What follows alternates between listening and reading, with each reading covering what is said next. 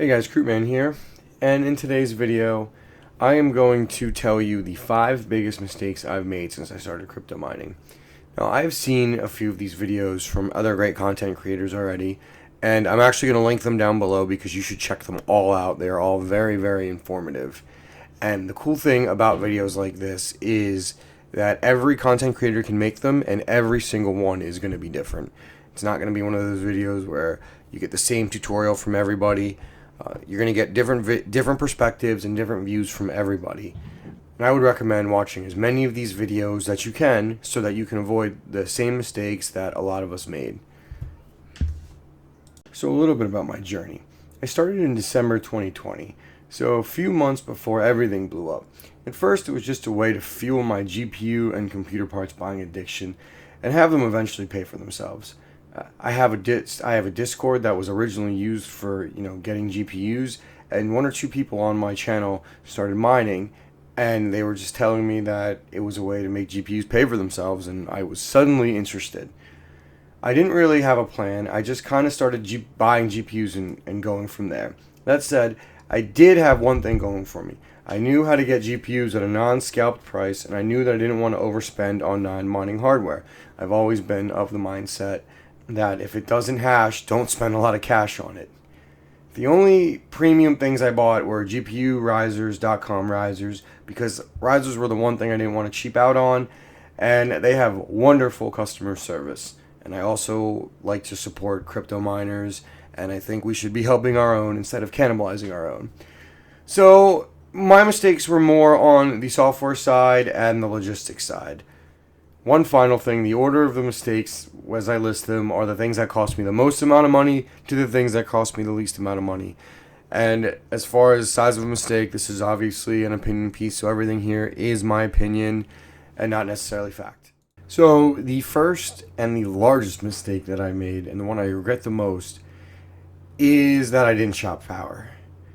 When I started, I had no idea about power rates and how it worked. To be honest with you, I just bought enough GPUs for 2 rigs, then got my power bill, and I was like, oh, power. So I did some quick math with my rate at the time, and not even my rate, I just took the entire power bill, and I took the amount of money I was making per day on my GPUs, and I figured out that the power would be paid for in about 10 days of mining, so the other 20 days were straight profit. So I kind of just put it in the back of my head and moved on. This was in February 2021, and it was the biggest mistake that I've made since I started my crypto mining adventure, especially considering I live in Pennsylvania, where you are allowed to power shop your rate. I knew you could shop it, but I talked to some friends and family about it, and they told me how much of a pain it was. Now keep in mind, they're all talking about normal home usage standard scale, and how you'd save a little bit of money and then you would forget to change it, or it would bite you in the butt because the rates would go up, and then you'd have to constantly switch, and it wasn't worth the time.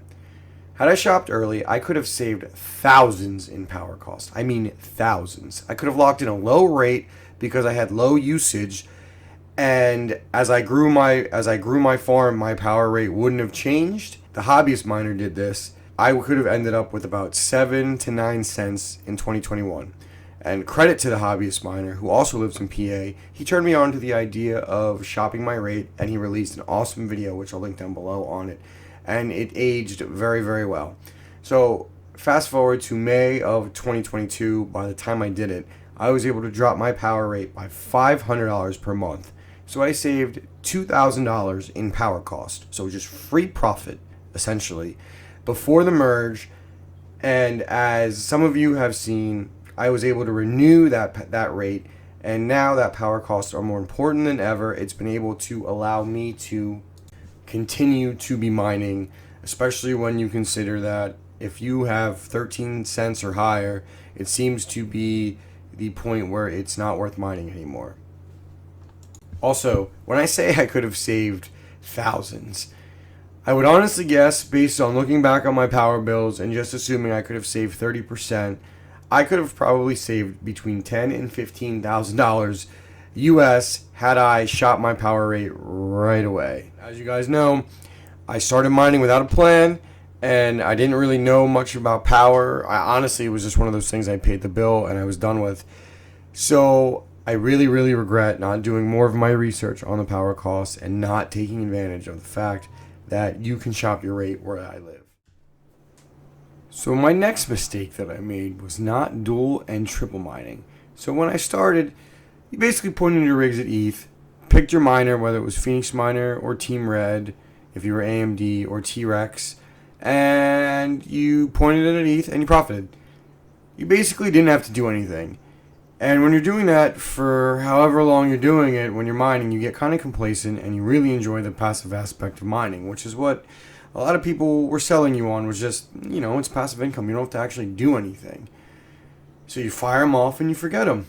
So when miners started releasing dual ETH and ZIL miners, I watched random videos from Red Panda Mining and other tubers and just moved on with my day, and I honestly couldn't be bothered to do it.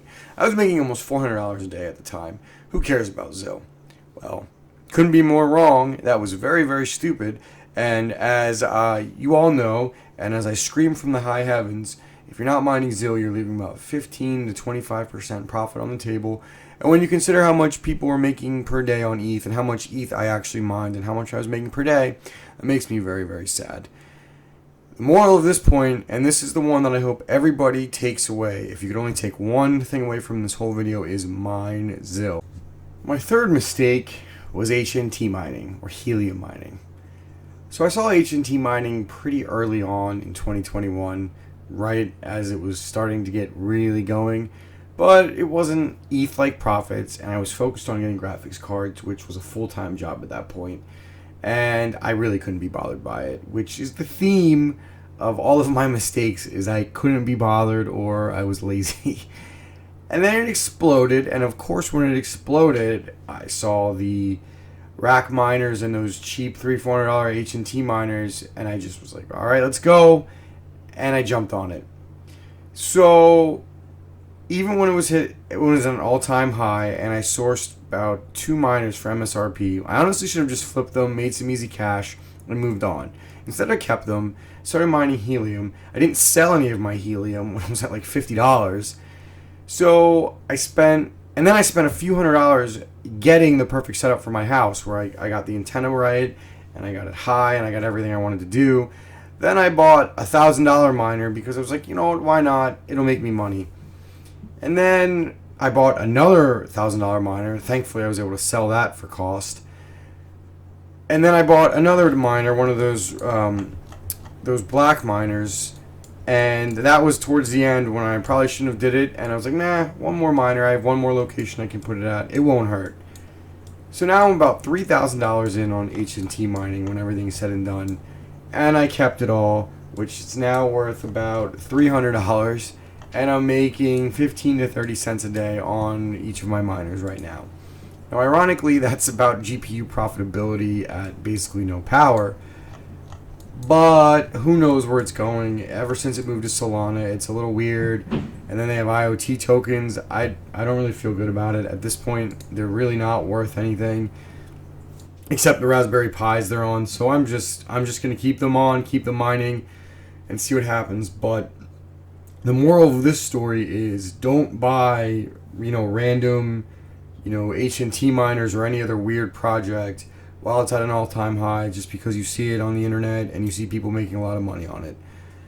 I would do your research and then maybe dip your toes in. But if you feel like you're too late, 95% of the time you probably are too late. Just focus on what you know and don't worry about it. So my fourth mistake was mining ETC post-merge. I keep going back to how plug and play everything was, and how you settle into your groove and basically you don't listen to anybody telling you about a new project or new things to mine. So when the merge was coming, I didn't plan on turning off. I wanted to quote-unquote lose money mining something for a few months so I could help my taxes out as I am a business, and I was hoping to not be profitable this year for tax purposes. It was an okay idea at the time. However, I couldn't really do research to figure out the coin that I wanted to quote-unquote lose money mining, and I never looked at any smaller coins because I was like, well, they're not on major exchanges, which meant I didn't trust it, and it was going to be too hard to pull its money out, and excuses after excuses. I came down to it had to be a major coin that was listed on an exchange like Coinbase, because I've been using Coinbase for 2 years at that point, and you get stuck in your own ways and you want to do something that's quote unquote easy. So when I needed to switch to another coin of mine, I was looking at them and I thought, wait a minute, ETC is the same as ETH, and I can just literally change my addresses. I can move to Ethermine, so I can actually keep the same pool, and we can just go from there. So I unfortunately moved all of my rigs to ETC the day the merge hit, and I sat there till probably about the first week of December when I finally sucked it up and moved over to Caspa. So instead, I could have been dual mining Kaspa and ZIL the entire time and not gotten as wrecked as I had, because the ETC yield got destroyed post merge. It went from 45 terahash to 260 terahash. So I missed the boat on that one pretty bad. And the worst part is I knew about Kaspa. I knew people who were mining Kaspa, and I chose not to do it. The biggest lesson I want people to take away from this is nothing is too hard to cash out if you want to. Don't be afraid of using another exchange, and don't make excuses why you don't want to take a gamble on the next big coin, especially if you're GPU mining. Right now, until the next big coin is found, and when I mean big, I mean like ETH big, GPUs will be the first in and the first out to mining any coin. So you have to be willing to take risk on small coins, get in when it's early, make a lot of yield, and hopefully you'll profit. Nexa is a good example of that. That will be for another video, but I did pretty well on Nexa because I got into it early. And props to T-Swift for dragging me on it, kicking and screaming on day 2. The fifth thing that I did wrong, I held on to my GPUs way too long. It was easy to see when things would bottom out with the merge, unlike previous bull bear market cycles. You had a clear date where ETH mining was going to end, and we basically had a feeling that it was going to be around September for a while. I mean, we didn't have guarantees and it kept getting pushed back, but probably in December or January, you had a feeling that it was going to be around summer or fall. You know, some people thought it could be as late as 2023, but we had an idea of a range. So I should have sold about half my farm around the holidays in 21, when I could still get all-time high prices. And I should have just sat on the money and mined a little bit less for a few months, and then rebought everything in the bear market when values tanked. At the time, I wanted to mine as much ETH as I could, and I didn't overpay for any of my GPUs. I got every one but maybe 2 or 3 at MSRP, or MSRP plus the tariff taxes. So essentially market value, or MSRP at the time. But overall, I think I would have made a lot more money, and I'd have a lot larger farm right now if I had sold and then bought back in. So I basically held on to them too long, and I wasted an easy indicator, because I don't know if we'll ever get an easy bull bear market indicator as we did with the ETH merge, and I failed to take advantage of that. And I feel like that applies to a lot of people right now who are mining with older GPUs, because I feel that it's time to sell them, and I want to share my mistakes so that hopefully not everybody else makes the same one that I did. That's it. Those are 5 of my biggest mistakes. Now, unfortunately, I've made more than that, but those I think are the 5 that are worth talking about. I hope this video helps, and I really, really urge everybody who can to watch as many of these videos as possible. I'm going to link down below all the ones that I have seen so far. They're all worth checking out. Everybody has different things that they've done wrong. Hopefully, you can watch these and learn from our mistakes, and don't make the same mistakes that I did. And if you are making them right now, hopefully you have enough time to change them. Thank you guys for watching. Please like and subscribe. I have a lot more mining content coming, as well as gaming and other content. I'm really trying to grow the channel, and I really, really want to tell everyone how much I appreciate everybody for watching. I've really had a good time with my mining journey, and I'm excited to share more of it with you guys. Crewman out.